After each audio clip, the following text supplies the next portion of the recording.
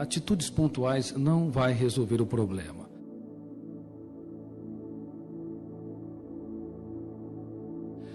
Eu vou falar sobre o funcionamento da mente para que possamos chegar a algumas conclusões. Queridos amigos, até hoje nós não entendemos por que o ser humano não é protagonista da sua própria psique. Ele dirige carros, empresas, dirige aeronaves, mas é um péssimo diretor do script da sua própria história. É um péssimo gestor dos seus pensamentos e das suas emoções. E o fato de nós não termos estudado no passado o processo de construção de pensamentos e o processo de formação de pensadores, bem como os papéis consciente e inconsciente da memória, não estabelecemos ferramentas para que o eu, como diretor do script, fosse maduro, inteligente, altruísta, solidário, tivesse um caso de amor com a própria vida. Mas sabemos muito pouco sobre quem somos, como nos tornamos homo sapiens, quais são as janelas da memória que nos escravizam e nos aprisionam no único lugar que devemos ser livres.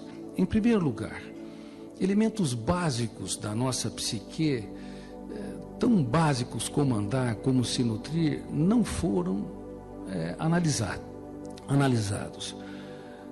Nos computadores, você e eu somos deuses. Nós arquivamos o que queremos, quando queremos, na hora que queremos.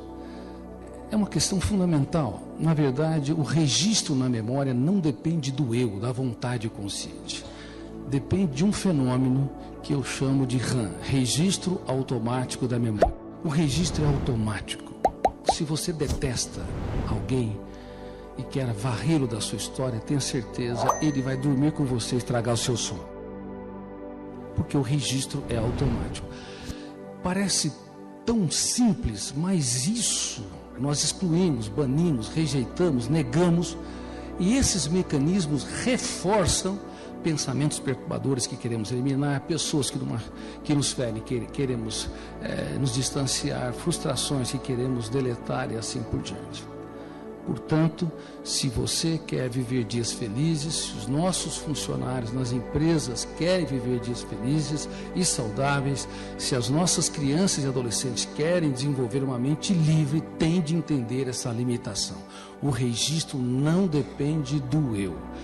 E tudo que está registrado não pode ser mais deletado. Esse é outro fenômeno fundamental, básico e que não foi estudado. O nosso eu não tem habilidade, não tem ferramental para desarquivar, para destruir, para anular os seus traumas, os seus conflitos incorporados ao longo da própria história. Nós achávamos que o eu pensa o que quer, quando quer. Ou seja, eu tenho liberdade plena de produzir os meus pensamentos, de construir as minhas ideias e imagens mentais. Isso é uma verdade? Bom, o eu é o diretor pleno da construção de pensamentos? Não apenas tem um diretor financeiro, mas tem outras pessoas que podem usurpar o caixa da empresa e levá-la a um processo de falência? Bom, nós somos uma espécie altamente complexa, muito mais complexa do que nós imaginávamos até hoje, e de fato não apenas o eu é o construtor de pensamentos conscientes. Há fenômenos inconscientes que produzem pensamentos sem a autorização do eu. Eles são importantes. Um deles eu chamo de gatilho da memória. No exato momento em que eu estou falando, cada gesto, cada palavra, cada verbo conjugado tempo espacialmente é compreendido porque o gatilho abre milhares de janelas e psicossemanticamente há o processo de interpretação sem autorização do eu. Portanto, sem o gatilho da memória e sem as janelas que se abrem em milésimos de segundos, nós jamais entenderíamos as milhares de imagens, de sons, de palavras, de estímulos no mundo externo. Esse processo não depende do eu, são mecanismos inconscientes. O eu deveria fazer uma auditoria da nossa psique para avaliar as nossas mazelas e misérias. avaliar os nossos conflitos, a nossa insegurança, a nossa dificuldade de gerir a nossa própria psique. Mas esse eu não foi treinado para fazer auditoria. Nós fazemos auditoria das nossas empresas, fazemos auditoria contábil, financeira, na área de produção, mas não fazemos auditoria da nossa própria psique. Não sabemos que devemos fazer a mais importante viagem que um ser humano deve empreender, uma viagem para dentro de si mesmo. Além do gatilho e das janelas da memória, existe um outro fenômeno chamado autofluxo. Ele lê a memória milhares de vezes, sem autorização do eu. Qual o objetivo? Produzir a maior fonte de entretenimento. Essas fontes são fontes colaterais. A fonte mais importante deveria ser o mundo das ideias, das imagens mentais, dos pensamentos produzidos pelo fenômeno do autofluxo. É ele que é responsável. No sonho, quando o eu repousa, no sono, quando o eu repousa-se, ele começa a produzir ambientes, circunstâncias, personagens e assim por diante. E durante o estado de vigília, ele é o grande responsável para você lembrar dos seus filhos, resgatar o futuro, ruminar o passado, criar circunstâncias, ambientes e assim por diante. O autofluxo tem um papel vital. Quando ele não consegue trabalhar uma série de imagens mentais, circunstâncias, ambientes para entreter, aspirar, inspirar, sonhar, fazer o ser humano sonhar, nós temos uma insatisfação de base inexplicável. Ainda que possamos ser aplaudidos e reconhecidos, nós vamos desertificar o território da emoção.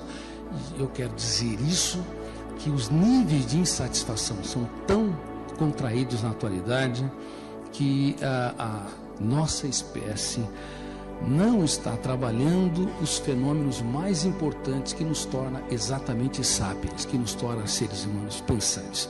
Os fenômenos colaterais, os fenômenos coadjuvantes, os atores coadjuvantes que deveriam colaborar com o eu para produzir entretenimento, criatividade, inspiração, eles têm conspirado contra a qualidade de vida, porque tanto em termos de qualidade quanto em termos de excitabilidade eles foram alterados. Um ser humano é verdadeiramente feliz, estável e profundo emocionalmente quando ele tem coragem para investir na felicidade dos outros. O egoísmo, o egocentrismo e o individualismo nunca foram defesas saudáveis e nunca foram o baluarte das pessoas saudáveis e livres, mas das pessoas doentes. Nós precisamos ter um caso de amor com a humanidade. Precisamos ter um caso de amor com a vida, porque a vida é bela e breve como gotas de orvalho, que por instantes aparecem e logo se dissipam aos primeiros raios solares do tempo.